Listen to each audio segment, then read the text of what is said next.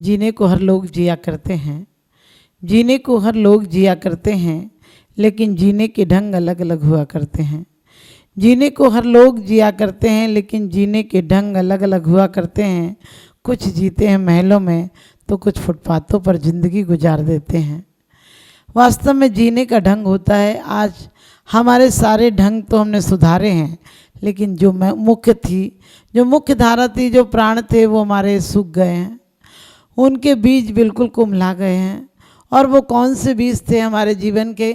वो बीज थे हमारे जीवन में सामाजिकता, सौहार्द कैसे बढ़े, हमारे जीवन में वैचारिक बौद्धिक नहीं हो, हम हार्दिक हों। आज आदमी हार्दिक होना भूल गया है। आज आदमी एकाकी रहना पसंद करता है। आज लोग कहते हैं संयुक्त परिवारों में बहुत सारी दिक्कतें होती हैं, लेकिन संयुक्त परिवार हमारे उस पानी की तरह थे, जो कि पानी एक बार जड़ में चला जाए, उसके बाद पौधे अपने आप हरा कर देता है, फल फूलों से वृक्ष को भर देता है। हमारा जीवन उस तरह से था। हमारे जीवन में बहुत अच्छी परंपराएं थीं। माना कि कुछ परंपराएं थोड़ी गलत थीं। वो ऐसी थी कि पहले बच्चों को पढ़ाया जाता था तो सिर्फ अमीरों के बच्चे पढ़ पाते थे, क्योंकि गुरुकुल भेजने की व्यवस्थाएं, आवागमन के साधन नहीं थे और साधन नहीं थे, इसलिए हर बच्चा गुरुकुलों में नहीं जा पाता था। मात्र अमीरों के, राजाओं के बच्चे जाते थे, और इसलिए हमारी पूरी समाज शिक्षित नहीं हो पाई थी, हमारा देश शिक्षित नहीं हो पाया था। जब से हमने सामूहिक शिक्षा की व्यवस्था की है, तब से हमने हर बच्चे को पढ़ा सकते हैं। हर बच्चे को, गरीब से गरीब, अमीर से अमीर बच्चा, हर बच्चा पढ़ता है। और पढ़ने के बाद उन गरीब लोगों में से बड़ी बड़ी प्रतिभाएं निकलती हैं। जिनके पिताजी मजदूर करते हैं, आज उनके बच्चे अफसर और प्रधानमंत्री जैसे पदों पर भी हो जाते हैं। तो वास्तव में एक बहुत बड़ी हमने उन्नति की है कि शिक्षा के मामले में हमने एक सामूहिक व्यवस्था की है, और शिक्षा की सामूहिक व्यवस्था के बहुत बड़े लाभ हुए हैं। लेकिन हमने सामूहिक जीने की कला नहीं सिखाई है। आज हर व्यक्ति अपने परिवार में जी रहा है, अपने परिवार की भलाई चाह रहा है, अपने 2-4 बच्चों को पाल रहा है, या कहें बच्चे अपने माँ बाप को पाल रहे हैं। बस इतनी संकुचित जिंदगी हो गई है। जिंदगी एक विशाल आकाश की तरह हो, जिसमें पूरा समाज, पूरा देश, पूरा राष्ट्र हमारा परिवार हो। ये भावना आएगी जब राष्ट्र हित हो पाएगा, ये भावना आएगी तो देश हित हो पाएगा, ये भावना आएगी तो समाज हित हो पाएगा।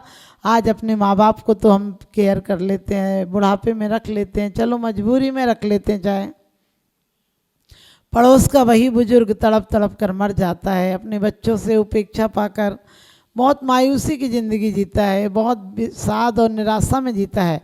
उसका हम कोई इंतजाम नहीं कर पाए, उसका हम जीवन में कोई, कहना चाहिए, उद्देश्य नहीं बना पाए कि वो भी कैसे जिए।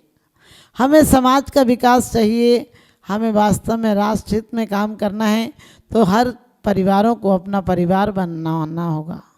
हर बुजुर्गों को अपने परिवार के बुजुर्गों जैसी इज्जत देनी पड़ेगी।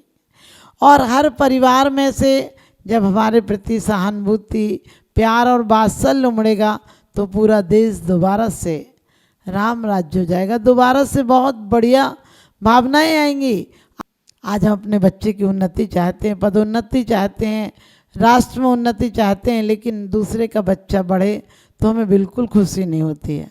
ठीक है, हम ऊपर से उसको कह देते हैं बधाई हो, शुभाशीष हो, मेरी तो भावना थी बच्चा कुछ बन जाए, लेकिन जब तक अपनत्व की भावना नहीं आएगी, जब तक प्रेम वात्सल्य नहीं आएगा, तब तक ये सब बातें झूठी दिलासाएं रहेंगी। आज की बहुत बड़ी समस्या है कि हमारे छोटे छोटे परिवार रह गए, एक एक पति पत्नी अकेले परिवारों में रह गए। उसके कारण बहुत सारी चीज़ों के लिए हमें नौकरों का या पड़ोसियों का या कहीं कैंपों में भेजना पड़ता है, कहीं शिविरों में भेजना पड़ता है, जहाँ बच्चे हमारे सुशिक्षित हों। जबकि हमें चाहिए कि हम सामूहिक परिवारों में रहना पसंद करें। यदि घर में 10 महिलाएं या कहीं 5-7 परिवार मिलकर रहते हैं और 50 महिलाएं उसमें, तो 50 महिलाओं में से मात्र 10 महिलाएं खाने का काम संभाल सकती हैं। बाकी महिलाएं जिनकी जैसी शैक्षणिक योग्यताएं हैं, उसके अनुसार, अपनी योग्यताओं के अनुसार कोई बच्चों को कला सिखा सकती है, कोई गीत, नृत्य, संगीत और कई प्रकार की हमारी प्रतिभाएं उजागर हो सकते हैं। लेकिन आज एक परिवार की हमारी जो संकीर्ण विचारधारा है उसने हमारे समाज को खोखला कर दिया है। आज बच्चा मात्र अपनी माँ के पास पलता है या नौकरानी के पास पलता है, नौकरानियों से झिड़क खाता है। नौकरानी चाहती हैं बच्चे सो जाएं, उन्हें नशे की दवाइयाँ दे देती हैं और उसके कारण हमारे बच्चों का पूर्ण विकास रुक जाता है।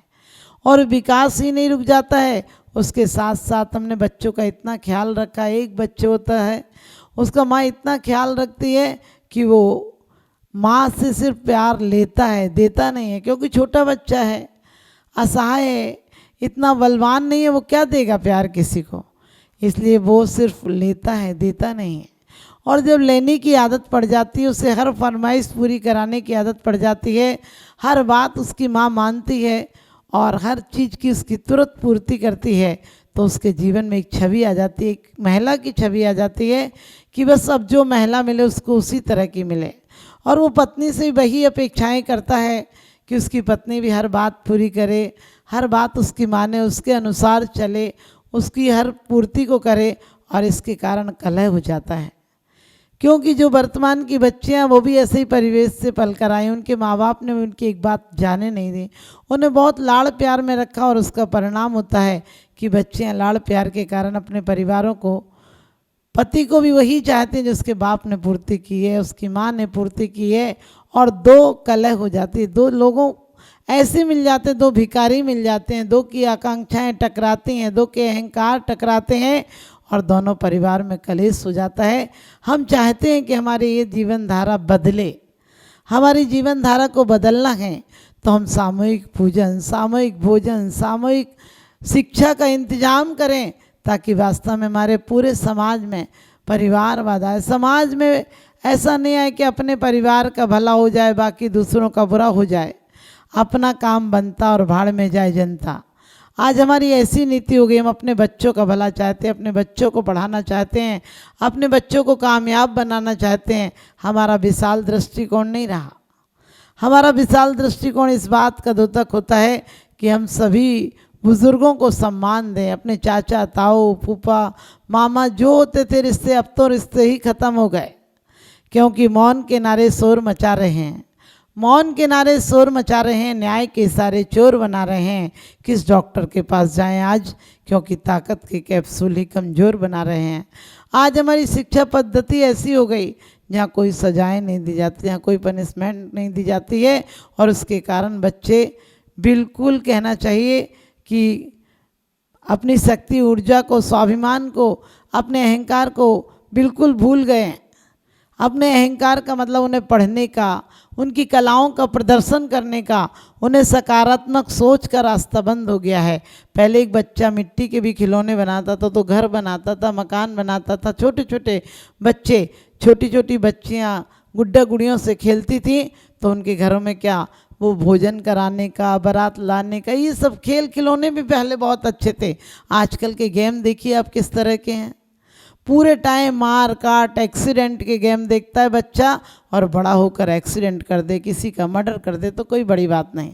जब आपने उसके कोमल हृदय में सिर्फ वही अंकित कराया है जो खराब खराब गेम, कौन से गेम में होता है कि प्रेम मिलाप हो, एक दूसरे से मिलना जुलना हो, भाईचारा हो, ऐसा कोई गेम नहीं होता है। सब गेम उल्टे सीधे आते हैं। और तो और आजकल ऐसे ऐसे गेम हो गए जिनके कारण लोग आत्महत्या कर लेते हैं। बच्चे, उनके कोमल दिल में वो अंकित हो जाते हैं और वो दुष्परिणाम उनके जीवन के लिए घातक हो जाते हैं। तो बच्चों का विकास चाहते हैं तो हमें चाहिए कि हम ऐसे गेम से, ऐसे परिवार, एकाकी परिवारों से बच्चों को बचाएं और बच्चों के लिए शिक्षा दें कि पूरे समाज को, देश को, राष्ट्र को अपना समझें, भाईचारे की भावना लाएं और जाति पाति की भावनाओं से ऊपर उठें। हर व्यक्ति को, हर मजहब के व्यक्ति को जाति पात से ऊपर उठना होगा। उठो बंधु अब तुम जागो, उठो बंधु अब तुम जागो। शाद बात को लाना है और वाद विवाद में नहीं उलझना, जैन धर्म अपनाना है। वाद विवाद में नहीं उलझना, मानव धर्म अपनाना है। मानव वो है जो कि मानवता होती है। मानव वो है जो विकास की तरफ जाता है। आप सब विकास की तरफ जाएं, हमारा यही शुभाशीष है।